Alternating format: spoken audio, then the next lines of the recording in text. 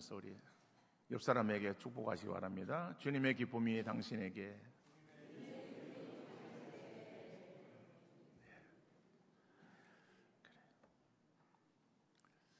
오늘의 시대를 우리가 말하면서 위기의 시대라고 이렇게 우리가 또 말할 수 있을 거예요. 여름이라서 물론 덥습니다만은 그러나 이 더위가 예년보다 더 아주 심한 것 같아요. 그래서 너무 더워서 참 힘든 그런 시간들을 우리가 보내고 있습니다만은 또 비가 오는데 이 비가 여름 장마비 같은 그러한 어떤 비가 이렇게 지리하게 내리는 것이 아니라 갑자기 이렇게 쏟아지는 그러한 폭우가 되어가지고 그러다 보니까는 그 폭우가 내리는 그 지역은 갑자기 물이 불어나가지고 그래서 많은 그러한 또 사고를 또 내기도 하고 여러 가지 어려움들을 우리가 겪고 있습니다. 서울에서 바나나가 재배된다라고 하는 말이 있기도 하고 바다의 물고기 가운데서 우리나라에서는 그렇게 또 잡히지 않던 보이지 않던 그러한 이 상어떼가 출몰해가지고 그래서 이 해수욕장에 위험 신호를 보내고 안전 펜스를 치고 하는 그런 뉴스가 나오기도 하는 그러한 상황이에요. 각종 여러 가지 모든 그런 부분에 있어서 다 이상한 그러한 모습들을 우리가 보게 되어집니다. 인구들도 저출산으로 인구 위기 감소 현상. 그래서 언제가 되어지면 우리나라가 무슨 인구 절벽이 되어져서 그런 어떤 이야기들이 많이 나오고 있어요. 새로운 아파트 단지에는 물론 이렇게 학급 수가 늘어나고 또 그래서 또 교사를 증축하는 그러한 학교도 있습니다만은 또 대부분의 그런 학교는 폐교하거나 아니면 학급 수가 줄거나 또 학급의 학생 수가 또 줄어서 그래서 아주 참 어려움을 당하는 그러한 많은 위기가 우리 가운데에 이루어지고 있는 것을 보게 되어집니다. 그런데 여러분, 이러한 위기가 어떤 세상에서의 여러 가지 그런 부분에서 나타나는 현상뿐 아니라 오늘 종교계에도 역시 그렇다라고 하는 거예요. 다른 종교는 우리가 이제 넘어간다 할지라도 우리 교회를 볼 때에 교회의 위기 상황을 또 말하고 있어요. 그런데 이 교회의 위기는 오늘의 문제만은 아니에요. 이것은 늘 위기가 있어 왔던 그러한 것입니다. 그래서 늘 있어 왔던 그러한 그 위기가 어떤 때는 좀 더 야기되어지는 거예요. 그러면은 그런 것으로 인해서 또 한편에서는 자성의 목소리가 나오기도 하지만은 그러나 그것도 잠시 논쟁으로 그치고 그저 유야무야해지는 거예요. 그러나 개혁교회는 날마다 개혁되어야 된다고 하는 말이 있듯이 우리의 신앙의 모습을 돌아보면서 늘 하나님 말씀 중심의 온전한 신앙의 모습을 가지도록 힘써야 될 줄로 믿습니다. 개혁의 대상은 어떤 특정한 부류의 사람들만을 말하는 것이 아니에요. 목회자나 성도들이나 전체적인 그러한 부분이라고 말할 수 있을 것입니다.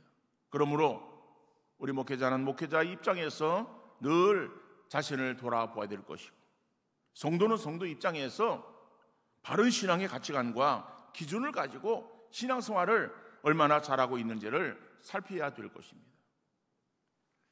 우리의 신앙의 모습에 있어서 다른 사람들을 향해서 어떠한 비판하거나 아니면 지탄의 목소리를 내기보다는 자기 자신에 대해서 냉정하게 판단하며 또 돌이키는 그러한 신앙의 지혜로움이 우리 모두에게 있어질 수 있기를 간절히 바랍니다. 여러분, 교회의 개혁은 건물의 리모델링이 아니라 사람의 변화예요. 사람의 변화라고 하는 것은 사람이 바뀌어지는 것, 다시 말하면 멤버 체인지가 아니라 있는 그러한 성도들의 새롭게 변화되어지는 그러한 우리의 신앙의 모습이 되어야 된다는 것이죠. 그러나 우리가 스스로 변화하고 개혁되어지고 그리고 정말 하나님의 뜻 가운데에 서기 위해서 우리 자신이 힘쓰지 아니하면은 우리가 바뀌어지는데, 어떻게 바뀌어지는가 하면은 변화가 아니라 변질되어지는 거예요. 그러면서도 자기 스스로는 자기에 대해서 전혀 인식하지 못하는 가운데에 지날 수밖에 없는 거예요. 그러다 보면은 자기의 어떠한 잘못은 그냥 덮어두고 다른 사람에게 있어서 나타나는 그러한 단점이나 잘못에 대해서 지적하기 일수인 그러한 모습이 될 수밖에 없는 것이겠죠. 여러분, 성도가 성도다워야 교회가 교회다워지는 줄 믿으시기를 바랍니다. 교회가 교회답기 위해서는 그저 우리가 찬송하며 교회가 교회다워지기를 우리가 부르짖어 노래한다고 교회가 교회다워지는 것이 아니라 그 안에 속해 있는 작은 교회인 우리 성도들이 있는 자리에서 정말 하나님의 뜻을 온전히 이루어 드리고, 그리고 우리의 모습 가운데 있어서 정말 주님의 모습을 닮아가기 위해서 날마다 새롭게 변화되어지는 귀한 은혜가 있어질 때에, 그럴 때에 교회는 정말 세상 사람들이 칭찬하고 인정할 만한, 그리고 하나님 보시기에도 귀하게 인정받는 그러한 교회다운 교회 되어질 줄 믿습니다. 이것이 우리를 향하신 주님의 뜻인 줄 믿고 이 일에 최선을 다하는 우리 모든 성도 되어질 수 있기를 간절히 바랍니다. 그래서 우리의 소원은, 간절한 소원은, 하나님, 내가 이 땅 위에 살아가면서 똑똑거리며 살아갈 수 있는 부귀영화를 누리는 부자 되어지기를 원합니다라고 하는 것이 우리의 기도의 제목이 아니라, 하나님, 진정으로 내 신앙의 모습이 하나님 보시기에 아름다운, 그래서 믿음이 부유한 그러한 부자 되어지는 그러한 아름다운 신자의 모습이 되어지기를 소망하는 우리 모든 성도 다 되어질 수 있기를 간절히 바랍니다. 이러한 주님의 마음을 헤아렸던 사도 바울이 빌립보 성도들에게 편지하면서 이와 같이 주님의 뜻을 선포하고 있어요. 그래서 이 7절 말씀을 이 바울이 시작하면서 오직 너희는 그리스도의 복음에 합당하게 생활하라는 말씀으로 시작하고 있는 것을 볼 수 있습니다.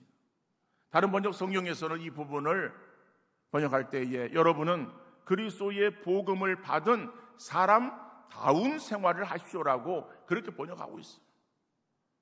그리스도의 복음에 합당하게 생활하는 것이 그리스도의 복음을 받은 사람다운 생활이라고 하는 것이겠죠. 그래서 오늘 설교 제목을 그리스도인다운 생활이라고 하는 제목으로 설교하고자 합니다. 본문에서 말하는 성도 되어진 우리들을 향하여 어떤 자세로 신앙생활을 행해야 될 것인가? 본문이 우리에게 말씀하고 있는 그 말씀을 다시 한번 우리가 생각하면서 그 말씀이 우리의 신앙의 삶에 이루어지는 아름다운 역사 있어질 수 있기를 간절히 바랍니다. 첫 번째로, 교회 공동체를 위해서 한 마음으로 협력할 것을 말하고 있어요. 오늘 본문 27절 말씀 보니까는 오직 너희는 그리스도의 복음에 합당하게 생활하라. 이는 내가 너희에게 가보나 떠나 있으나 너희가 한 마음으로 서서 한 뜻으로 복음의 신앙을 위하여 협력하는 것과, 바울은 구원받은 이 성도들의 삶의 방식에 대해서 그리스도의 복음에 합당하게 생활하라고 권하고 있습니다. 그런데 이 말씀의 배경적인 의미를 우리가 생각해 본다면은 시민답게 생활하라는 거예요. 우리가 잘 알고 있는 대로 사도 바울은 로마의 시민권자였어요. 물론 바울은 로마 시민이 아니었어요. 그는 이 팔레스틴, 유대 땅에서 태어나지는 않았지만은 이방 땅에서 태어난 그러한 유대인이었어요. 이스라엘 사람이었어요. 이스라엘 사람으로서 어떻게 로마의 시민권을 받았는지는 우리가 정확하게 알 수는 없을지라도, 그러나 바울은 로마의 시민권자였습니다. 당시에 이 시민권을 가지고 있으면은 많은 특혜가 있었을 거예요. 어느 식민 도시에 들어가 살든지 함부로 대하지 못했고, 그래서 이 시민권을 가지고 있는 사람들은 상당한 우월감을 가질 수밖에 없었을 것입니다. 따라서 로마의 시민권자들은 특권의식만 그들이 가지고 있는 것이 아니라 자연적으로 이 로마의 시민의식을 가지고 살았다는 거예요. 그러니까 어느 곳이든지 자기는 로마의 시민권자, 그러니까 시민 임을 자각하면서 그래서 자부심을 가지고 그 로마 시민의 의식 속에서 삶을 살았습니다. 그래서 바울도 자기가 그러한 삶을 살았기 때문에 성도들을 향해서 권면하고 있어요. 그 권면하는 말이 그리스도의 복음에 합당하게 생활하라라고 하는 그러한 그 말인데, 이것은 다시 말하면은 너희가 천국의 시민권자가 되었으니 이 땅의 삶을 살아갈 때에 시민권자로서 천국의 시민권을 가지고 있는 그러한 그 백성으로 시민답게 생활해야 될 것을 말하고 있는 거예요. 구원받아 우리가 하나님의 백성 되었습니다. 하나님의 백성 되었다는 것은 천국의 시민권자가 되었음을 의미하고 있는 거예요.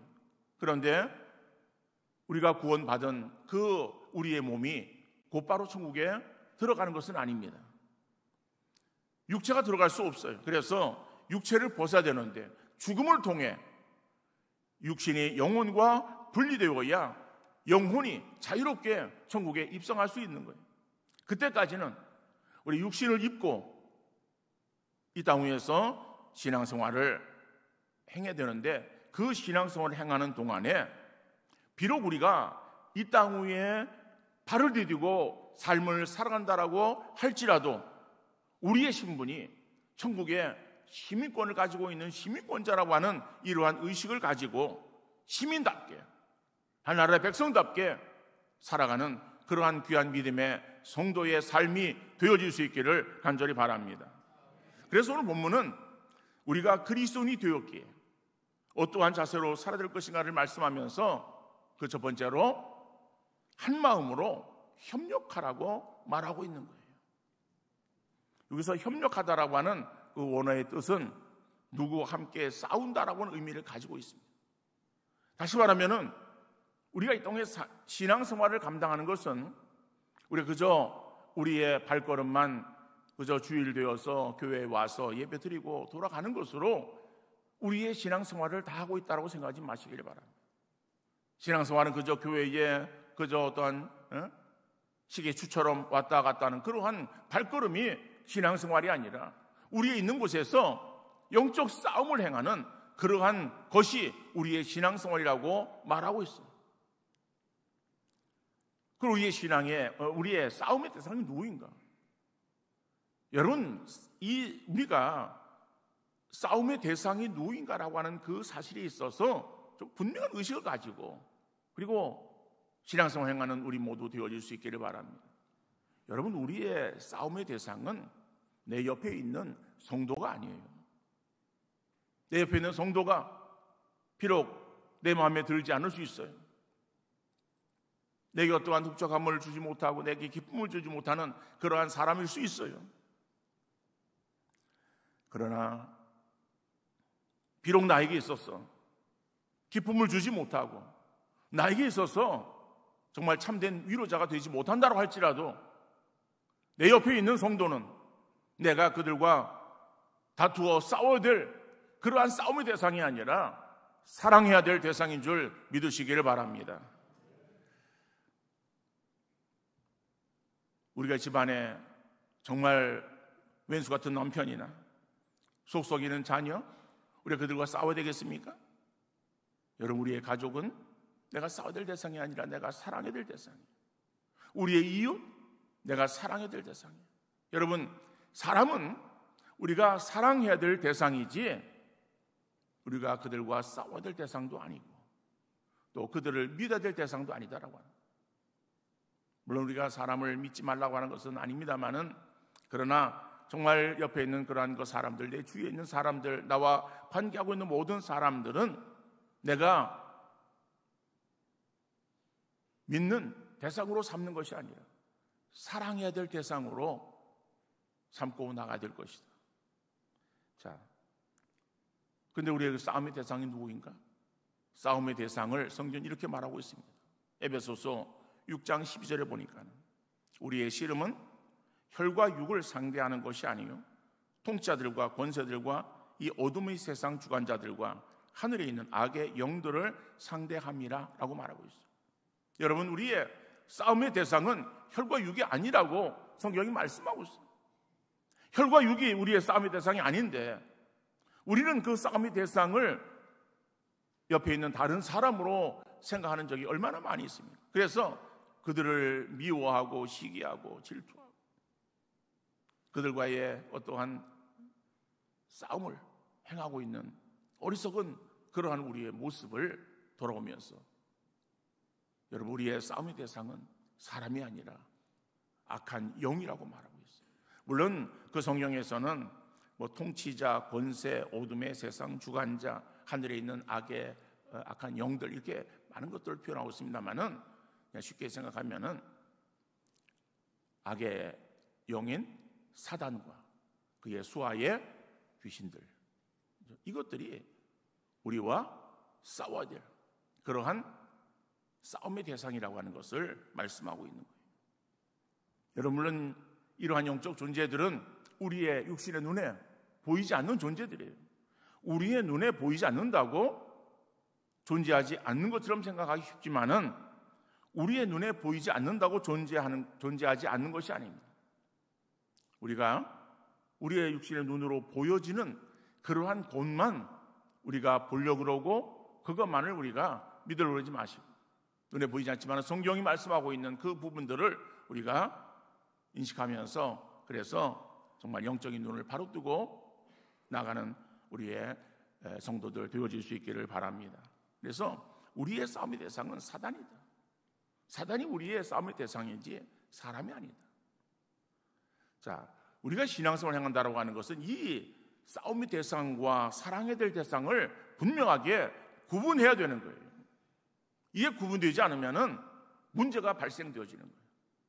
그래서 사람과 싸우는 것이 아니라 우리는 악한 존재인 사단과 영적 전쟁을 치르는 것이 우리의 신앙생활이다라고 하는 것을 여러분들 잊지 마시고, 그래서 그 영적 전쟁을 치러대는 그 사단과의 전쟁에 있어서 필요한 것이 무엇인가 하면은 대장 되시는 예수 그리스도를 중심하여 우리 모두가 다 협력하는 그러한 자세로 신앙생활을 이루어가야 됨을 말씀하고 있는 거예요.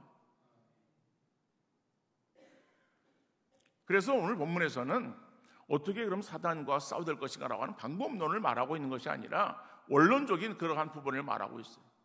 원론적인 그러한 그 부분은 그러한 사단과의 영적 전쟁에서 승리하기 위해서는 우리가 같은 마음을 가지고 한 팀이 되어서 우리가 서로 협력하는 그러한 자세를 가져야 됨을 말하고 있는 것이죠. 여러분, 사단의 속성이 무엇인가? 물론 사단의 속성은 여러 가지를 우리가 들 수 있어요. 그런데 정말 가장 중요하게 우리가 여겨야 될 것은 사단은 우리를 서로 분리시키는 것이다라고 해요. 나누어지게 하는 것은 사단의 계략이에요. 그러니까 나누어지게 하는 그것을 우리가 따르지 말고 우리가 하나 되어지게 하시는 성령의 역사하심에 우리가 더욱더 귀를 기울이고 마음을 합하는 그러한 성도들 되어질 수 있기를 간절히 바랍니다. 에베소 보면은 하나님도 한 분이시고 예수님도 한 분이시고 성령도 하나라고 말하고 있어요. 그러니까 우리가 서로 하나가 되어야 됨을 말하고 있는 거예요. 성령은, 하나님은 우리가 하나, 성령 안에서 우리가 하나 되어지기를 원하지만 사단은 우리로 하여금 자꾸 나뉘어지게 만드는 거예요. 같이 신앙생활을 행하던 옆에 성도가 어느 날 갑자기 미운 생각이 들기 시작하면 저 사람이 왜 저럴까? 라고 생각하기보다는 내 마음이 지금 사단이 틈탔어. 나를 지금 노락질하고 있구나 라고 생각할 수 있기를 바랍니다. 지금까지 안 보이던 결정과 단점이 나타나기 시작할 수 있어요. 교회가 그전에는 다 좋았는데 어느 순간 내 마음에 안 드는 것들이 보이고 목회자에게 있어서 단점이 보이기 시작하고 좋아 보이던 사람들도 이상하게 내 마음에 들지 않을 수도 있어요. 여러분, 사랑에는 권태기가 있어요. 우리가 부부를 생각할 때에 부부가 사랑으로 맺어지지 않았습니까? 그래서 정말 결혼을 생각하는 그러한 그 부부들 어떤 마음이에요? 내가 한평생 정말 이 배우자와 일생을 살겠다라고 하는 그러한 그 마음으로 서로 결혼을 하는 거예요. 그런데 그렇게 굳은 마음으로, 사랑하는 마음으로 하나가 되어가지고 결혼 생활을 행하는 가운데에 결혼 생활에 위기가 찾아오는 거예요. 그 위기가 뭐예요? 권태기예요. 권태기를 맞이하면은 배우자가 왜 이렇게 미워 보이는지, 뭐 행하는 모든 것들이 다 마음에 안 드는 거예요. 그럴 때 그 권태기의 그러한 그 위기를 잘 극복하지 못하면은 그 가정이 깨어질 수도 있어요. 그래서 그러한 권태기가 주어질 때에 정말 문제를 잘 극복하고 그리고 다시 화합하면은, 그러면 그전보다 더 아주 끈끈한 그리고 사랑이 넘치는 그러한 가정 이루어 갈 수 있지 않겠습니까? 여러분, 교회도 마찬가지예요. 교회도 사랑의 관계로 형성되어진 우리의 관계예요. 우리에게 있어서 사랑이 있을 때는 다 좋아 보여요. 사랑이 빠지면은 아무것도 아니에요. 그러니까는 그 사랑하는 관계에 위험한 것은 권태기인데, 그래, 인간적으로 권태기라고 말하는 것이고, 자, 그러한 사랑의 그 관계 속에 사단이 틈타서 그래서 그 관계에 서로 나뉘어지게 만드는 거예요. 그러니까 나뉘어지게 만들려고 한다면 자연적으로 상대에 대한 어떠한 단점이 드러나게 보이게 하는 것이고, 어떤 문제가 거기에 있는 것처럼 보여야, 그래야 싫어지는 마음이 생기고, 그러다 보면은 서로 나뉘어지지 않겠습니까? 이게 사단의 계략이에요.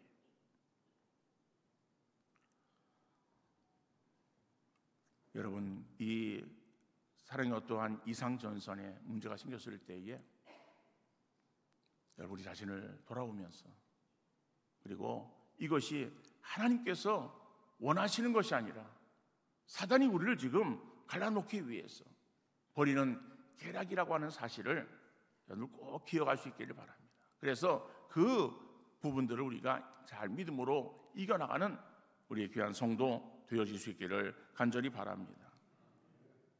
이 교회가 문제가 있는 것 같아가지고, 그래서 그 문제 해결하기 위해서 다른 교회를 찾아간다 할지라도 처음에는 좋았다가 역시 그 교회에서 신앙생활을 행하다가 이런 권태기를 만나게 되어지는 거예요. 그렇게 되어져서 또 역시 그것을 극복하지 못하면은 그 사람은 또다시 다른 교회로 떠나야 될 수밖에 없는 거예요. 여러분, 세상에 완전한 교회는 없습니다. 다 불완전한 사람들이 모여있는, 그래서 형성되어진 이 지상의 교회는 완전함을 위해서 향해서 나아가는 교회이지 완전한 교회에 내가 지금 들어가 있는 것이 아니다라고 하는 것을 여러분 잊지 마시기를 바랍니다. 그래서 불완전한 사람들이 모여있는 공동체에 내가 들어가서 부족함을 채우고 연약함이 있는 곳에 그것을 잘 해결하여 하나가 되어지게 하는 강력한 접착제 역할을 감당하는 우리 귀한 믿음의 성도 되어질 수 있기를 간절히 바랍니다. 교회는 하나가 되어야 된다라고 하는 사실을 기억하고 하나 되는 일을 온전히 이루기 위하여 방관자나 이방인이 아니라 중심이 되어지는 귀한 성도 다 되어질 수 있기를 주님 이름으로 축원합니다. 두 번째로 보면 고난도 하나님의 은혜임을 깨달아야 되는 거예요. 오늘 본문 29절 말씀 보면 그리스도를 위하여 너희에게 은혜를 주신 것은 다만 그를 믿을 뿐 아니라 또한 그를 위하여 고난도 받게 하려 하심이라 그랬어요. 여러분, 우리가 신앙생활을 행한다고 할 때에 신앙생활이 있어서 여러 가지 많은 고난들이 있어요. 물론 빌립보 교회도 어떠한 고난이 있었는지는 명확히 나와 있지 않습니다만은 그러나 그 교회도 여러 가지 고난이 있었던 교회예요. 그래서 바울은 그러한 고난에 대해서 지금 말하고 있는 거예요. 여러분, 시험이라고 하는 것, 시험을 우리가 나눌 때에 하나님께 주시는 시험, 그 다음에 사단이 주는 시험, 이렇게 우리가 양분할 수 있어요. 그런데 성경에는 그러한 어떠한 그 시험에 대해서 하나님이 주는 것과 사단이 주는 것에 대해서 명확하게 구분하지 않고 그냥 시험으로 쓰는 경우들도 많아요. 그런데 사단이 주는 것, 하나님이 주는 시험, 이것을 어떻게 구분할 수 있는가 하면은 사단이 주는 시험은 유혹이에요. 유혹이기 때문에 일단은 달콤하게 보이고 그럴듯하게 보여서 빠지기 쉬운 거예요. 근데 빠지면은 그러면은 결국에는 망하는 거예요. 이번 지금 우리가 여름을 맞이하고 있습니다만은 이 여름에 우리도 곳곳에 비가 많이 와서 폭우로 인한 많은 지금 어려움들을 겪고 있어요. 이런 것들이 우리나라뿐만 아니라 다른 나라에서도 발생하는 그러한 그 부분인 것 같아요. 뉴스를 보니까는 대만 거기 남쪽에 가오슝에 비가 엄청나게 왔다 그러는 거예요. 근데 그 비로 인해서 그래서 이 도로에 그러한 그 중앙 분리대에 버섯이 막 그냥 피어났다는 거예요. 10cm, 지름이 10cm 이상 되어지는 큰 버섯들이 막 이렇게 막 쭉 솟아났는데, 그런데 그것이 독버섯이라는 거예요. 그러니까 시민들이 그것을 채취해서 혹시 먹을까 염려해서 당국에서 그것을 다 수거했다라고 하는 그런 뉴스를 본 적이 있습니다. 여러분이 잘 알고 있듯이 독버섯은 보기에는 화려하고 예뻐 보일 수 있어요. 그래 사람들에게 있어서 유혹하는 그러한 그 버섯이. 그런데 이것은 이쁘니까는 그리고 또 괜찮겠지라고 하는 마음으로 혹시 그런 독버섯을 먹게 되어지면은 그러면은 해를 입는 거죠. 사단의 유혹도 마찬가지. 사단이 우리를 유혹할 때의 그 유혹은 우리에게 있어서 넘어가기 쉬운 그런 어떤 달콤함으로 우리를 유혹하는 거예요.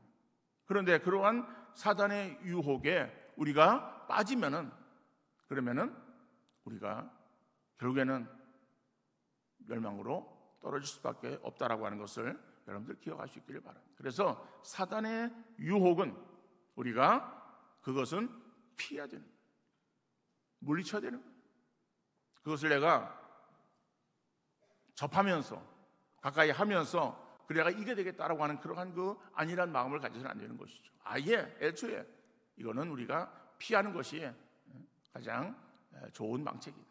그러나 하나님께 주시는 그러한 그 시험, 이러한 시험을 성경은 시련이고 훈련이고 연단이라고 그렇게 표현하고 있어요.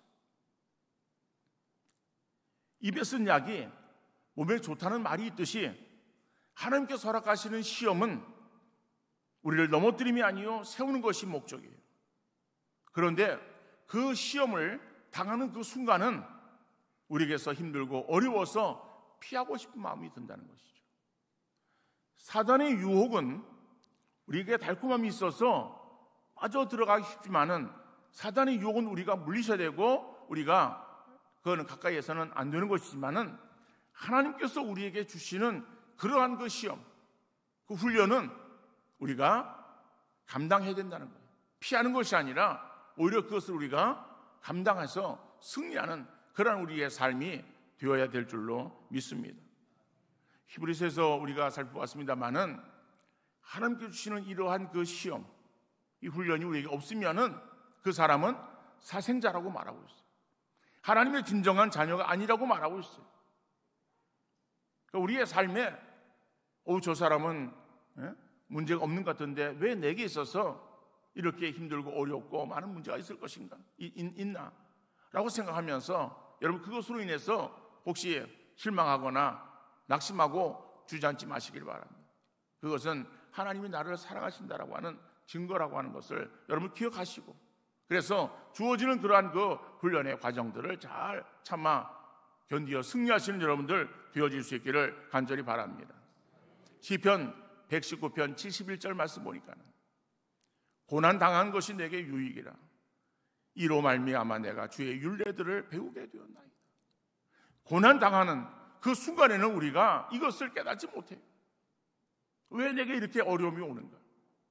다른 사람은 아무 어려움도 없는 것 같은데 왜 내게 있어서 이렇게 참 너무 힘들다, 고달픈 인생이다라고 우리는 그렇게 생각할 때가 너무나도 많이 있어요. 그런데 그런 고난이 지나고 보니까는 고난당한 그것이 내게 오히려 유익이다. 그래서 내가 그 고난을 통해서 지나고 보니까는 주의 율례를 배우게 되었다, 주의 뜻을 내가 깨닫게 되었다라고 하는 것을 인식한다라고 하는 것이겠죠. 여러분, 그래요. 우리는 연약한 존재예요. 그래서 하나님께서 우리를 사랑하시사 우리에게 주시는 그러한 큰 뜻이 있어서 그것을 우리에게 이루게 하시기 위해서 우리를 훈련하시고 연단하시고 어떠한 실현하시는 이러한 그 일들이 있지만은 그러나 그것을 우리는 조금 피하려고 합니다. 거절하고 거부하고 내게 있어서 그것을 어떻게 하면 안 당할 수 있을까? 그래서 우리는 기도하기를, 하나님, 내게서 이런 어려움들 그냥 빨리 지나게 해주세요. 아니면 이것이 내게서 떠나게 해주세요라고 우리 그렇게 기도하는 거예요. 여러분, 하나님 주시는 시험은 우리를 넘어뜨림이 아니에요. 우리를 세우시고자 하시는 하나님의 뜻이 있다라고 하는 사실을 꼭 기억할 수 있기를 간절히 바랍니다. 어떤 사람이 죽은 후에 하늘에 갔더니 천사가 뭔가를 열심히 포장하고 있더래요.